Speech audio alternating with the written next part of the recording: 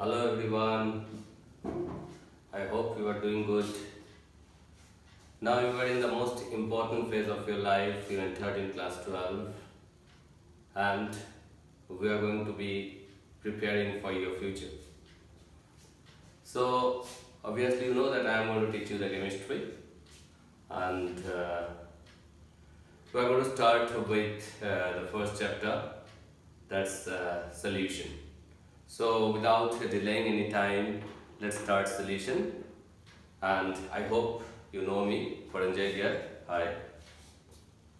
So I'm going to start with a chapter called solution.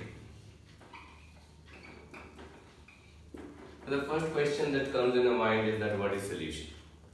If I ask you what is solution, obviously, or if I ask you, suppose, just give me an example of solution. I know most of you will give me the example of salt and water, or maybe the sugar and water. That's the common idea we have. The common idea we have that the solution must be something liquid. But exactly, scientifically, what a solution is. A solution is actually a homogeneous mixture of two or more than two components. It is not necessarily that that has to be two components. And the mixture must be homogeneous. That means it must be uniformly mixed. Okay, if two components are present in the solution, then we call it binary solution. If three components are present, we call it binary and so on. But in our syllabus, only binary solution is there. So we are going to start with a binary solution, or rather we are going to study only the binary solution. Binary solution contains two components. Obviously, one of them is called solute. This is the basic idea, so all of you must be knowing it already. And the other component is solvent. Now the question is, what is solute and what is solvent? The solute is the one which is present in lesser amount, and the solvent is the one which is present in a greater amount. For example, the solution we are talking of, that salt in water. Obviously, the amount of salt is less, so that's the solute, and the amount of water is more, so that's the solvent over here. Now, the question is that, again I am coming back to that all of you have the idea that the solution means liquid, some kind of preoccupied idea we have that the solution means liquid. No. The solution can be present in any of the three phases. That means it can be present in solid phase, it can be present in liquid phase, it can be present in gaseous phase. Depending on the phase or state of the solution, they can be classified at three types. One is solid solution, second one obviously is liquid solution, and third one is gaseous solution or gas solution. So, what is the type of solution? That depends on the nature of the solvent. If the solvent is solid, the solution is solid solution. If the solvent is liquid, the solution is liquid solution. If the solvent is gas, the solution is gaseous solution. Solid solution now can be further classified in three types. The first one is solid in solid, solid in solid. Means the solute as well as the solvent both are solid. The most common example of this is alloys. Any alloy actually is a mixture of, is a homogeneous mixture of two or more than two solids. Since we are talking of binary solutions, so we can take it as a mixture of two solids. The next one is obviously liquid in solid. The most common example of liquid in solid is the amalgam. All of us know what is amalgam. Amalgam is the alloy of mercury. So mercury with any metal, as we know that the mercury is liquid, and mercury with any other metal, that is amalgam, is an example of the liquid in solid solution. This is also a type of solid solution.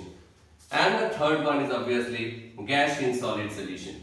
Gas in solid solution is what? Gas in solid solution is foam. For example, the bread, the sponge, what is there? The gas, simple gas, the air or the carbon dioxide is get dissolved in the solid. So that's gas in solid solution. Next type is liquid solution. Liquid solution can further be classified in three types. So all of you can understand now what is that. The first one is solid in liquid. The most common example is, as we already discussed about, that the salt in water or the sugar in water. The second one is liquid in liquid. The liquid in liquid is what? This nothing but two miscible liquids mixed with each other. It must be miscible. For example, alcohol and water. The third one is gas in solid type. Gas in liquid type. That's the third example of the liquid solution. Now, gas in liquid type is what? Gas in liquid type, the most common example is the cold drinks, where some carbon dioxide gas is dissolved in the cold drinks. Or normally in water, the aerated oxygen is there, by which the aquatic species are are actually breathing. Okay. So these are the examples of liquid solution and the types of liquid solution. Same way, gaseous solution can be also of three types. One is solid in gas. Solid in gas is smoke. Simple example, the solid particles are present in the gas. The second example is liquid in gas. The liquid in gas, the most common example is the mist or the fog, where the liquid drops are present in the air. And the third example is gas in gas. Gas in gas, it can be anything. Suppose the air that is where we are present or we are living. That's also an example, but that's not a binary solution. If you talk of binary solution, any two gases that is mixed together, because any gases are miscible with each other. So any two gases that is mixed together are called what? Are called the gas in gas solution. So these are the types of solution. These are all about the types of solution. Now the question is that any two substances, if we take and if we try to mix them, will they form the solution? The obvious answer is no, they cannot form the solution. Any two substances cannot be mixed and form the solution. Then why some are forming the solution, some are not forming the solution? What is the theory behind it? Suppose we are talking of two components, component A and component B. Now when I had taken only A is there is the intermolecular force of attraction between the molecules of A, and that energy of intermolecular force of attraction is represented by EAA. And when only B is there is intermolecular force of attraction among the B molecules, and the force of attraction is denoted by EBB. But when we mix A and B, there are three types of intermolecular force of attraction that is acting on it. Obviously, the first type is between two A's or between the A molecules. The second type is between the B molecules, and a new type is generated when we add this, and that is between the A and B molecules. Now the question is, when the intermolecular force of attraction between A and B must be greater than the average of the intermolecular force of attraction between A's and B's. That is, average means what? E of AA plus E of BB divided by 2. Then only they are going to form the solution. Means, in a simple word, we can say that if A loves A, means the intermolecular force of attraction between A's is high, or B loves B, then there is no need of A to love B and form the solution. When the intermolecular force of attraction between A and B is greater than the individual force of attractions or the average of the individual force of attractions, then only they are going to form the solution. Is it clear? So hope the basics of the solution is clear by the time. Now the next thing that we must understand is the concentration of the solution. Whenever we are talking of the concentration of the solution, what do we understand by concentration? Concentration means the strength of the solution, how strong a solution is. For example, suppose if we take 2 glasses of water of same size and same amount of water, and in one glass we are adding 1 teaspoon of sugar and in another glass we are adding 2 teaspoons of sugar, and if I ask you which is the sweeter, obviously you will say that the second one is sweeter. If I ask you why, you will say, sir, the sugar is more. That's not the proper answer. Now suppose, why not the proper answer? Now suppose I have taken a bucket of water. And I had added 5 teaspoons of sugar. So I added more sugar. So obviously its strength or its sweetness must be more. But is it so? No. Why not? Now you will say, sir, because the water is more. So the strength is depending on what? The strength is depending on both the amount of the sugar as well as the amount of the solvent, as well as the amount of the water here in this particular case.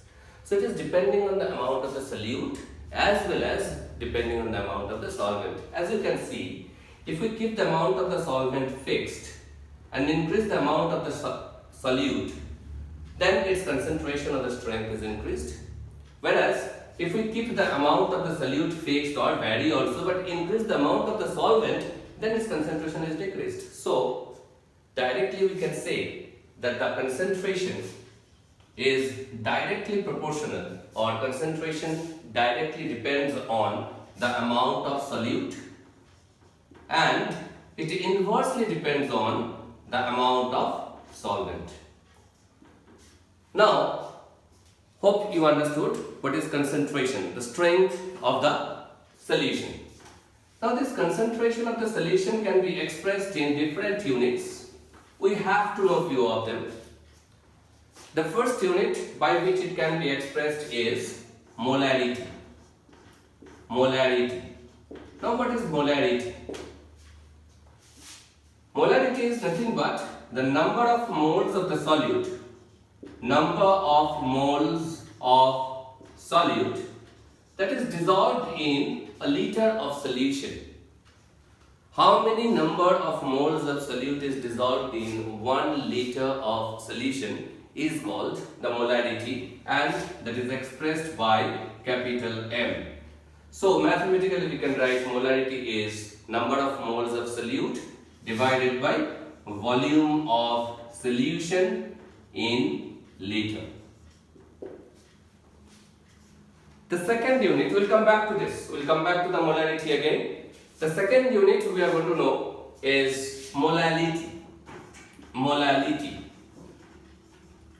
Now what is molality? That is generally expressed by small m. Now what is molality? It is the number of moles of solute dissolved in 1 kg of solvent. Means how many moles of solute is dissolved in 1 kg of solvent is called the molality. So mathematically what can we write? It's nothing but number of moles of solute by mass of solvent in kg. Again I am saying that I'll come back to this again. I'll come back to the mathematical formulation to this again. The third unit by which we can express the concentration of the solution is mole fraction. Now what is fraction? Fraction means part. Fraction means part of the whole. So there are two components, solute is there and the solvent is there. Some number of moles of solute is present, some number of moles of solvent is present. So if I ask you that what is the mole fraction of the solute, so obviously that will be number of moles of solute divided by total number of moles. So mole fraction of solute generally we determine in terms of solute only, the concentration is generally expressed by x2, okay, I'm coming y2, it is determined by x2, and that is equal to what? That is equal to number of moles of solute divided by total number of moles. Total number of moles means what? That is number of moles of solute plus number of moles of solvent. So that is mole fraction, the third unit by which we can express this. The fourth unit is mass percentage. Mass percentage. Mass percentage is generally represented by W by W percent. That is weight to weight percent. So obviously percent means out of 100. So if I take 100 gram of solution, out of that 100 gram of solution, how much gram of solute is present is simply called the mass percent. Out of 100 gram of solution, how much gram of solute is present is called the mass percent. So mathematically this can be very easily expressed as the mass of solute by mass of solution. Solution means mass of solvent plus solute, obviously into 100 since it is percent per 100. So these are the main units by which we can determine or we can identify the different solutions. There is one more unit we must know. There are so many other units also, but one more unit we must know, which is actually applicable for measuring the concentration of a very dilute solution. There are so many solutions where the amount of solute is very negligible. For example, suppose if I ask about, if we talk about the mineral water, simply, we are taking it every day. So if we talk about the mineral water, the mineral that is dissolved in the water obviously is very less in amount. So if we express that concentration of the mineral in these units, in these 4 units, the value will be too small. So to avoid that, we use another unit for which or by which we determine the concentration of the very dilute solution, and that is called parts per million or ppm.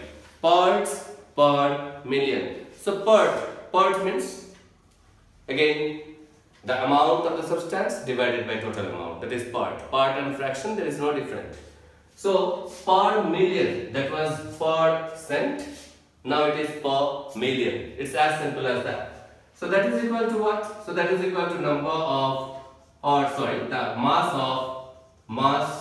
of solute by mass of solution, that is part, into million. Million means 10 to the power 6. So that's ppm. And when do we use this particular unit? We use this particular unit when the solution is very dilute. Is it clear? Now these equations we are going to express mathematically. But before going to do so, let me tell you, we are going to do it in our class. We are going to express anything related to solvent by 1, suffix 1, and anything related to solute by suffix 2. That's the convention. You know, solvent is greater in amount, so that has been given or that has been allocated to number 1, and solute is the lesser in amount, so that has been allocated as number 2. Anything, we are going to express anything, and we are going to express it 1 or 2. I told you, why did we express this as x2? x2 means the mole fraction of solute. If I ask you the expression for mole fraction of solution, mole fraction of solvent, then obviously that will be what? That will be x1, because we are going to express it by 1.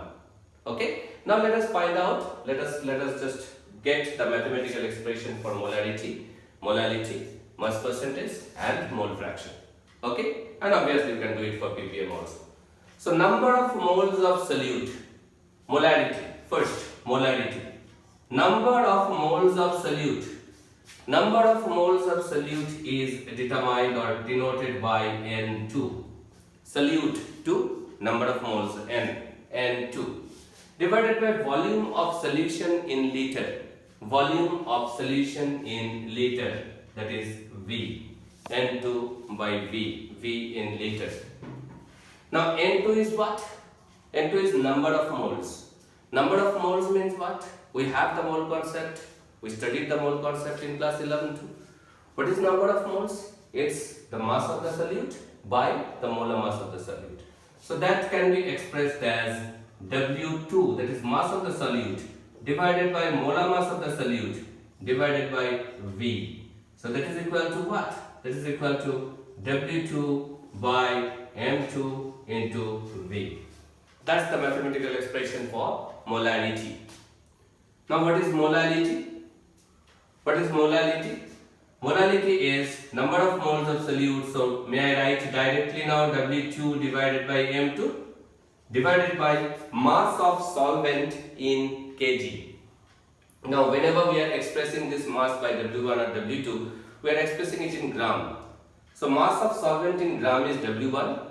So mass of solvent in kg is W1 by 1000. So we can express it as what? 1000 W2 divided by W1 into M2. Next is mole fraction. Now what is mole fraction? Number of moles of solute divided by number of moles of solute plus solution. That is number of moles of solution. Solute plus solvent, that is number of moles of solution. So that can be expressed as, so X2 can be expressed as N2 divided by N1 plus N2. Now further N2 can be written as what? Further N2 can be written as W2 by M2 divided by W1 by M1 plus W2 by M2. That you can write. Now tell me, what is X1? Then X1 should be equal to what? It must be N1 divided by N1 plus N2. The mole fraction of solvent. Mole fraction of solute is X2, mole fraction of solvent is X1. Now if I add X1 plus X2, you will see that will come always equal to 1 because the total is 1. So if I tell you that mole fraction of the solute, fraction obviously has to be less than 1, mole fraction of the solute is 0.8, you don't have to calculate the mole fraction of the solvent. Mole fraction of the solvent will be what? Mole fraction of the solvent will be 1 minus that. 1 minus 0.8, so that's equal to 0.2. So that's all about the mole fraction. The next one is mass percentage. Now what is mass percentage? Again, mass of the solute. Mass of the solute means W2. Mass percentage, W by W percentage. What is that? It's nothing but W2 divided by W1 plus W2 into 100. So that's very simple, mass percentage. So these are the different units and their mathematical expression of what? These are the different units and their mathematical expression of the concentration of the solution. Okay. Now, before going to the main part of it, first let me just tell you about the solid solution. Solid solution. Just the hint of solid solution is there in your syllabus. So solid solution. There are two types of solid solution. The first type we call interstitial solid solution. Interstitial solid solution. What is interstitial solid solution? Now whenever we take some solid metals, suppose tungsten. Just let me take an example, tungsten. Tungsten metals are closely packed like this. And there is some voids, there is some empty spaces in between the solid particles, in between the atoms. These voids are called interstices. The size of the void is such that very easily the small atom like carbon and all can be fit over here. So some voids are occupied by carbon and they are forming a solution. So these are tungsten molecule and this is carbon molecule. And hence they are forming an alloy. Which type of alloy? Interstitial solid alloy, which is known as tungsten carbide. That's an example. That's one type of example. Tungsten, the symbol is W and carbon is obviously C. Tungsten carbide. Okay, which is an example of interstitial solid solution. Next type is substitutional solid solution. Substitutional solid solution. Substitutional solid solution. Now what is substitutional solid solution? If suppose there is copper. There's copper over here. These metals are copper. Okay, and they are arranged nicely. Now some of the copper atoms are replaced by a zinc. because they are of similar size, so that they can be very easily replaced. Some of the copper metals are replaced by zinc and they are forming an alloy of copper and zinc. May I know what is that? Copper and zinc? It's brass. Okay, so they are forming an alloy of brass. Okay, this type of solid solution, obviously this is also a solid solution, and that type of solid solution is known as substitutional solid solution. So you have to know about the solid solution only this much. Our main focus is mainly on solid in liquid type of solution, and secondly it will be gas in liquid type of solution. So I'm going to start with gas in liquid type of solution. So next type of solution we are going to start is gas in liquid. If I ask you the example, automatically you will say that the gas in liquid solution, I already discussed about this, that is the cold drinks or the oxygen that is present in the water, okay, or the carbon dioxide that is present in the water. Now suppose I have taken, okay, when we open the cold drink bottle, you can all of us experience the fizz that is coming out. Why that is coming out?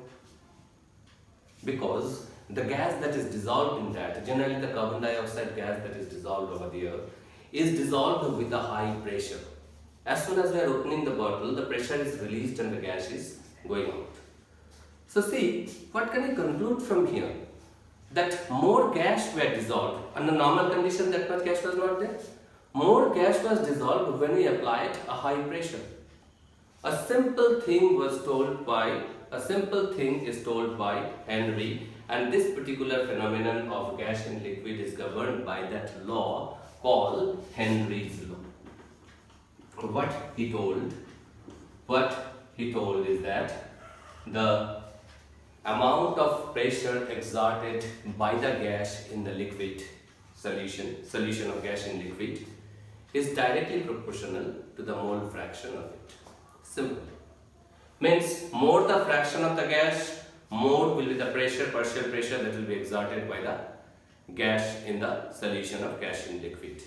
And he mathematically told us the pressure of the gas is directly proportional to the mole fraction of the gas present in the solution. Simple. Again, it's nothing is there.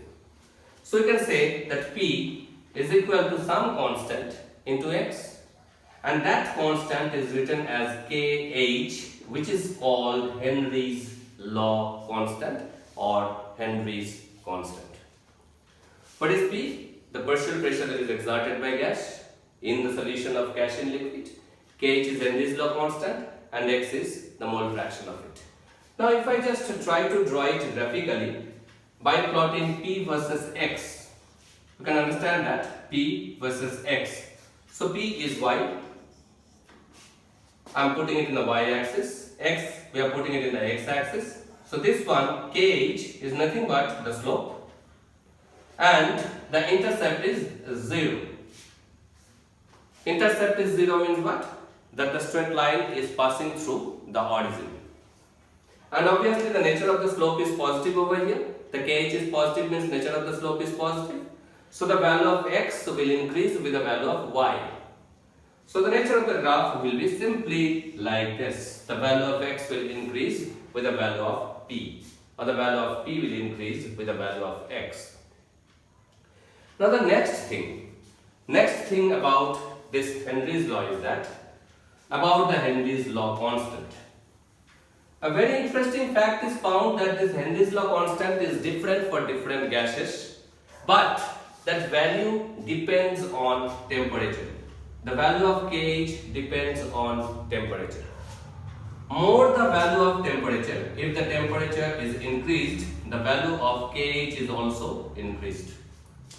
So we know already P is equal to KH into X. Now suppose if the temperature is high, KH will be high. Now to keep the pressure constant, keep the pressure of the gas constant, X should be less. X less means what? The mole fraction is less. Mole fraction of the solute, mole fraction of the gas is less means what? The less gas is dissolved in the solute. Is it clear? And if the temperature is less, then KH is less, the value of X will be high. Now if I ask you a question that why the aquatic species, the fish and all, cannot survive in warm water. See, the water is there, the fish is there, and the oxygen gas is dissolved over here at a particular temperature. Now if we just warm it, means if we are heating the temperature, the value are heating the water, the temperature is increased, the value of KH is increased. The value of KH is increased. To maintain the value of T constant, X will decrease.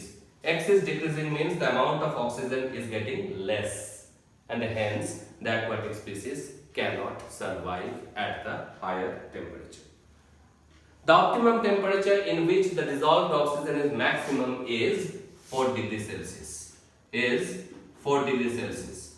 Now this Henry's law has got this application, aquatic species application, along with that some more applications are there. So I am talking of the application of the Henry's law now. The first one, obviously, that also we talked about is the aquatic species. We talked about aquatic species, survival of aquatic species at the lower temperature. Second one, we talked about the pressure of carbon dioxide in cold drinks. Pressure of carbon dioxide in cold drinks, that also we talked of. The third one is about the scuba diver. Scuba divers. Scuba divers. Now scuba divers, all of us know that the person, and I hope if you go to some places you can also experience that. That's a nice experience. So scuba diving is something you go deep down the sea with the oxygen cylinder and enjoy the beauty of the sea. Now, the scuba divers take the oxygen cylinder. We know that they are carrying the oxygen cylinder, but most of us don't know that that oxygen cylinder contains some amount of oxygen, some amount of nitrogen as it is present in the air. But along with that, a huge amount, almost 30% of helium is present. Why that helium gas is there? What is the role of the helium?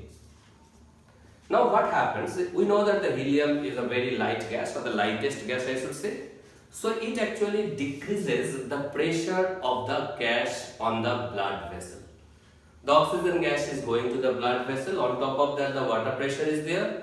So if the pressure is high, then the blood vessel may burst and the accident may take place. It might be fatal also.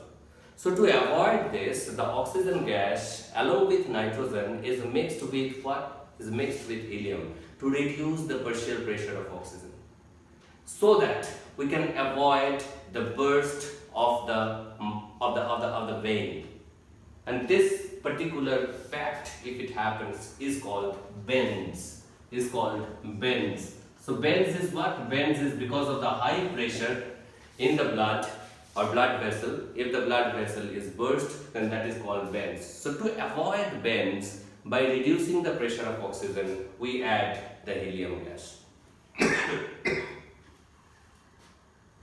Is it clear? The fourth application of this particular law is in the high altitude area. Our soldiers are working over there. Suppose Leh, Ladakh, or there are similar higher altitude areas where our soldiers are working. But do you know that those soldiers work only for 2 months, and then they are posted down and they have been given some months or some days of rest? Why, you know? Because the oxygen level of the air over there is very, very less. So when they are breathing over there, very less amount of oxygen is going into their blood vessel. And that is because the mole fraction of oxygen is very less. Since the mole fraction of the oxygen is very less, their organs, mainly their brain, is not working properly. And most of them start suffering from a disease called anoxia. Where they are, lessened with the memory. Some memories are lost. So to avoid this, the soldiers are not being posted in the high altitude areas by not more than 3 months. Okay, After 3 months, they are posted back down to the ground level. So these are the different application of the solution of gas in liquid and Henry's law. The first one is aquatic species. The second one is pressure of carbon dioxide. Third one is scuba divers, the bends, to avoid the bends, and the fourth one is to avoid the anoxia. Okay, that is the high altitude zone. So this is all about gas in liquid. Now in the next class we are going to start with the solid in liquid solution. Till then, sign off. Bye. Thank you so much.